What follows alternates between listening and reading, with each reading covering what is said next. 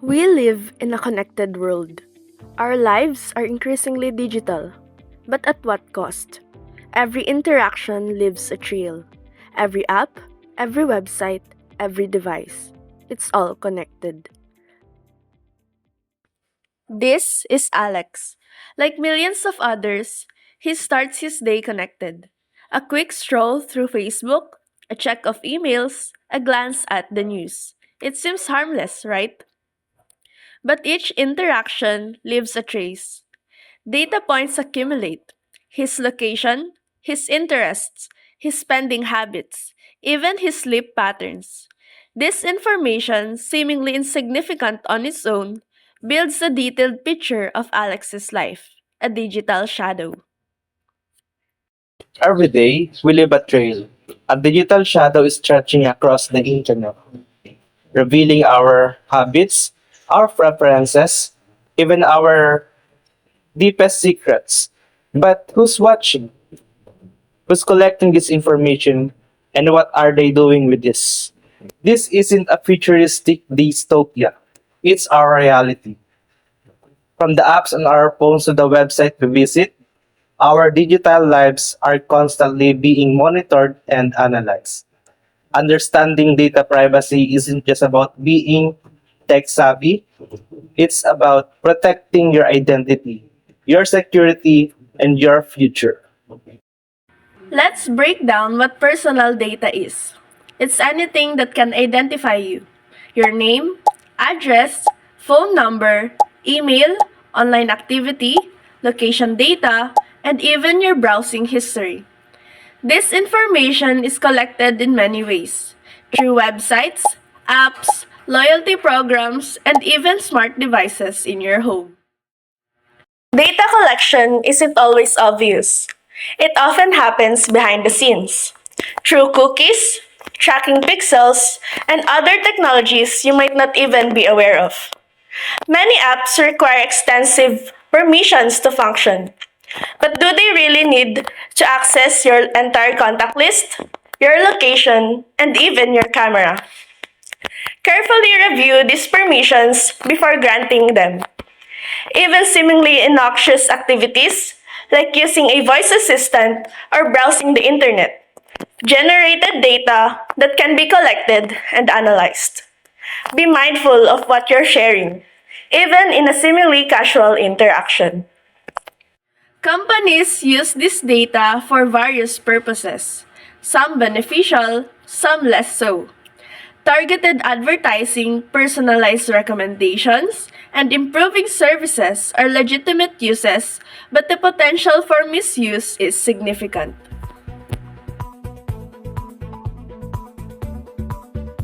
Ayon sa PNP-ACG, sangkot umano sa voice phishing o phishing scam ang mga naarestong sospek kung saan nagpapanggap sila na bank representative at namin ng Philippine Statistics Authority na posibleng nagkaroon ng data breach sa kanilang community-based monitoring system o yung sistema na ginagamit. Data breaches happen.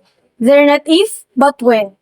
When your data is compromised, the consequences can be severe. Identity theft, financial losses, reputational damage, even discrimination. Think about the impact on your personal life, your finances, and sense of security. The numbers don't lie. Millions of data breaches occur annually, resulting in billions of dollars in losses and immeasurable emotional distress. Identity theft is rampant, impacting credit scores, financial stability, and even employment opportunities. The consequences are far-reaching and devastating. This isn't just a problem for someone else, it's a systematic issue affecting us all. It's not just about large-scale breaches. It's about everyday risks. Targeted advertising can feel invasive. Data profiling can lead to unfair treatment, and the constant collection of our information can erode our sense of privacy and control. The psychological effects of data exposure can be profound.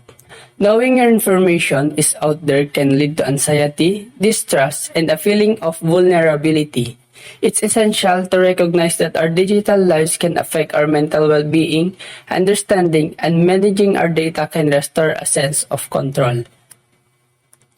But you're not powerless. You can take control of your digital life. Let's explore some practical steps you can take to protect your data. Use strong, unique passwords. Enable two-factor authentication. Regularly review and adjust your privacy settings on social media, apps, and online services. Be mindful of what you share online. Use a VPN for added security. And yes, actually read those privacy policies. The Philippines recognizes the importance of data privacy. In 2012, they passed the Data Privacy Act, a landmark law designed to protect the personal information of its citizens. This act established the National Privacy Commission to oversee data protection and enforce the law. The Data Privacy Act covers a wide range of personal information, including sensitive data like health records and financial information. It establishes principles for lawful data processing, including the requirement for informed consent from individuals before their data can be collected or used. The Data Privacy Act also outlines the right of individuals, including the right to access their data, correct inaccuracies, and request deletion under certain circumstances. It also sets penalties for organizations that fail to comply with the law. The law aims to strike a balance between protecting individual privacy and encouraging innovation in the digital economy. The National Privacy Commission plays a crucial role in educating the public about data privacy, investigating complaints, and enforcing the Data Privacy Act. Understanding your rights under this law is key to protecting your personal information in the digital world. Data privacy is not just an individual responsibility, but a collective one. We need to demand for greater transparency and accountability from the companies that collect our data. We need to advocate for stronger data protection laws and regulations. This isn't simply about protecting our personal information. It's about safeguarding the very fabric of a free and democratic society. The erosion of privacy undermines our ability to express ourselves freely, to engage in dissent, and to participate fully in public life.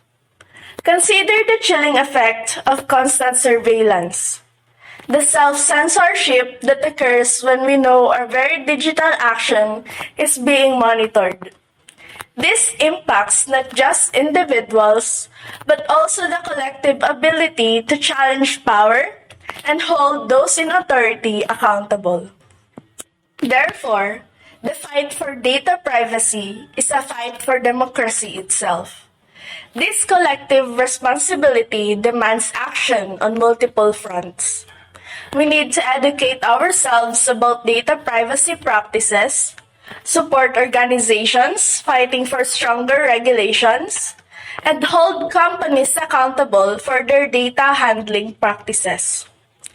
We must also advocate for policies that prioritize privacy by design, ensuring that data protection is built into systems from the outset, rather than being an afterthought.